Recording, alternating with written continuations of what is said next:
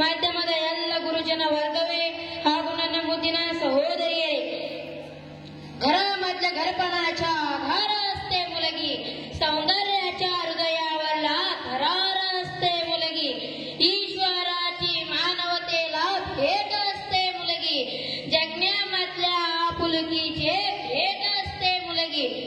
ಇಂದು 3 ಜನವರಿ ಅಂದರೆ ನನ್ನ ಜನ್ಮದಿನ.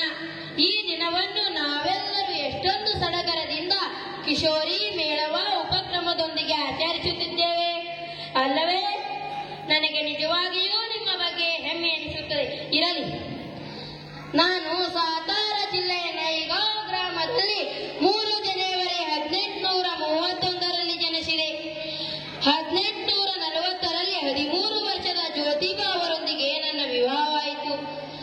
ಆಗಿನ ಕಾಲದಲ್ಲಿ ನಾನು ಹೆಣ್ಣು ಮಕ್ಕಳಿಗೆ ಶಿಕ್ಷಣ ಕಲಿಸಲು ಮುಂದೆ ಬಂದಾಗ ಆ ಸಮಾಜದವರು ನನ್ನ ಮೇಲೆ ಕಲ್ಲು, ಕೆಸರು ಮತ್ತು ಸೆಗಣಿಯನ್ನು ಎಸೆದರು. ನನಗೆ ಇಷ್ಟು ಅಡೆತಡೆ ಬಂದರೂ ನಾನು ನನ್ನ ಉದ್ದೇಶವನ್ನು ಮಾತ್ರ ಬಿಟ್ಟುಕೊಡಲಿಲ್ಲ. ಶಿಕ್ಷಣವೆಂದರೆ ತಿಳಿಯದ, ಅಕ್ಷರಗಳೆಂದರೆ ಗೊತ್ತಿಲ್ಲದ ಕಾಲದಲ್ಲಿ ಶಾಲೆಗಳನ್ನು ತೆರೆದೆ. ಮಹಾರಾಷ್ಟ್ರದಲ್ಲಿ ಅಕ್ಷರ ಕ್ರಾಂತಿಯನ್ನು ಆರಂಭಿಸಿ ಈ ಎಲ್ಲ ಶ್ರೇಯ ಜ್ಯೋತಿಬಾ ಅವರಿಗೆ ಸಲ್ಲಬೇಕು. ಗುರು ಇಲ್ಲದ ಮಠ, ಹಿರಿಯನಿಲ್ಲದ ಮನೆ, ಅರಸನಿಲ್ಲದ ಊರು, ಇವು 3 ನುಲಿ ಹೆರೆದ ವರಸಿನೆತ್ತಿಕ್ಕೂ ಸರ್ವಜ್ಞ. ನನ್ನ ಗುರು ಅವನೊಬ್ಬನೇ, ನನ್ನ ಹಿರಿಯನೂ ಅವನೊಬ್ಬನೇ, ನನ್ನ ಅರಸನೂ ಅವನೊಬ್ಬನೇ, ಅಂದರೆ ಜ್ಯೋತಿರಾವ್. ನನ್ನ ಗಂಡ ನನ್ನ ಜೀವನದಲ್ಲಿ ಗುರುವಾಗಿ ಬಂದು ವಿದ್ಯೆ ನೀಡಿದ, ಹಿರಿಯನಾಗಿ ಬಂದು ನನ್ನ ಜೊತೆಗೆ ಸಂಸಾರ ಮಾಡಿದ, ಅರಸನಾಗಿ ಬಂದು ಶಿಕ್ಷಣ ಎಂಬ ಯುದ್ಧದಲ್ಲಿ ಹೋರಾಡುವುದು ಹೇಗೆಂದು ಮಾರ್ಗದರ್ಶನ ಮಾಡಿದ ಪುಣ್ಯಾತ್ಮ ಆ ಜ್ಯೋತಿರಾವ್. ಆ ಜ್ಯೋತಿರಾವನ ಹೆಂಡತಿ ಸಾವಿತ್ರಿಬಾಯಿ ಫುಲೆಯಾಗಿ ನಿಮ್ಮೆಲ್ಲರ ಮುಂದೆ ಬಂದು ನಿಂತಿದ್ದೇನೆ. ಪ್ರಿಯ ಭಗನೀಯರೇ, ಹೆಣ್ಣಿಗೆ ಸೌಂದರ್ಯವನ್ನು ತಂದುಕೊಡುವ ದೈವಿಗುಣವೆಂದರೆ ಜ್ಞಾನ.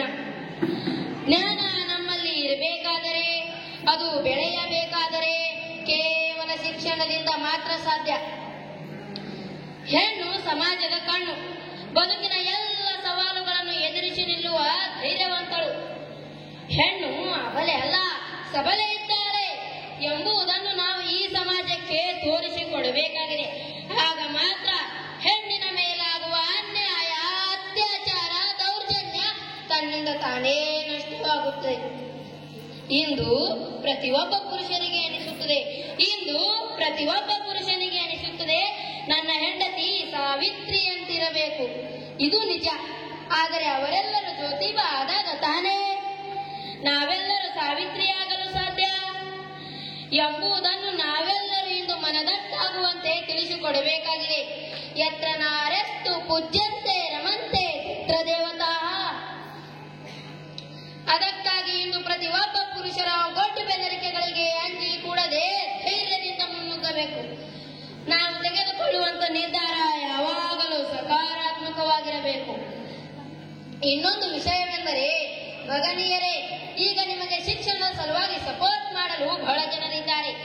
ಅದರ ಸದುಪಯೋಗ ಮಾಡಿಕೊಂಡು ನೀವು ಜೀವನದಲ್ಲಿ ಆದರ್ಶ ವ್ಯಕ್ತಿಯಾಗಿ ಇತರರಿಗೆ ನೆರಳಾಗಿ ಕಷ್ಟದಲ್ಲಿದ್ದವರಿಗೆ ಸಹಾಯ ಮಾಡಿ ಹೆತ್ತವರ ಮನ ನೋಯಿಸದಂತೆ ನೋಡಿಕೊಳ್ಳುವುದು ನಿಮ್ಮ ಆದ್ಯ ಕರ್ತವ್ಯವಾಗಿದೆ. ಒಲಿದರೆ ನಾರಿ, ಮುನಿದರೆ ಮಾರಿ ಎಂಬಂತೆ ನಾವು ಈ ಸಮಾಜಕ್ಕೆ ತಕ್ಕ ಪಾಠ ಕಲಿಸಬೇಕು. ತೊಟ್ಟಿಲು ತೂಗುವ ಕೈ ಜಗತ್ತನ್ನೇ ತೂಗುವುದು ಎಂಬಂತೆ ನಾವೆಲ್ಲರೂ ನಮ್ಮ ಭಾರತ ಮಾತೆ ಹೆಮ್ಮೆಯ ಸುಪುತ್ರಿಯರಾಗಿ ಬಾಳೋಣ. ಆ ಆದರ್ಶ ಭಾರತೀಯ ನಾರಿ ಎಂಬ ಹೆಗ್ಗಳಿಕೆಗೆ ಪಾತ್ರರಾಗಿ ಇಡೀ ವಿಶ್ವಕ್ಕೆ ಮಾದರಿಯಾಗೋಣ. ನಮ್ಮ ದೇಶದಲ್ಲಿ ನಾರಿಯರನ್ನು ಎಷ್ಟೊಂದು ಪೂಜ್ಯ ಭಾವನೆಯಿಂದ ನೋಡುತ್ತಾರೆಂಬುದಕ್ಕೆ ಒಂದು ಉದಾಹರಣೆ.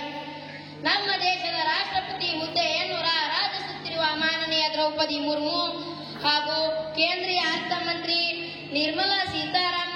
ಅಷ್ಟೇ ಏಕೆ, ನಮ್ಮ ಸೋಲಾಪುರ ಜಿಲ್ಲಾ ಪರಿಷತ್ನ ಕುಟುಂಬದ ಪ್ರಮುಖರೆಂದು ಹೆಣ್ಣು ಮಕ್ಕಳ ಶಿಕ್ಷಣದ ಮೇಲೆ ಒತ್ತು ಕೊಟ್ಟು ಹಾಗೂ ಬಾಲ್ಯ ವಿವಾಹ ತಡೆಗಟ್ಟುವ ಕಾರ್ಯ ಕೈಗೊಂಡವರು ನಮ್ಮ ನಿಮ್ಮೆಲ್ಲರ ಹೆಮ್ಮೆಯ ಕನ್ಯಾಮಣಿಯಾಗಿ ಶೋಭಿಸುತ್ತಿರುವ ಮಾನನೀಯ ಮನೀಷಾ ಅವಳೆ ಮೇಡಮ್ ಕೂಡ ಒಬ್ಬ ಸ್ತ್ರೀ ಅಲ್ಲವೇ?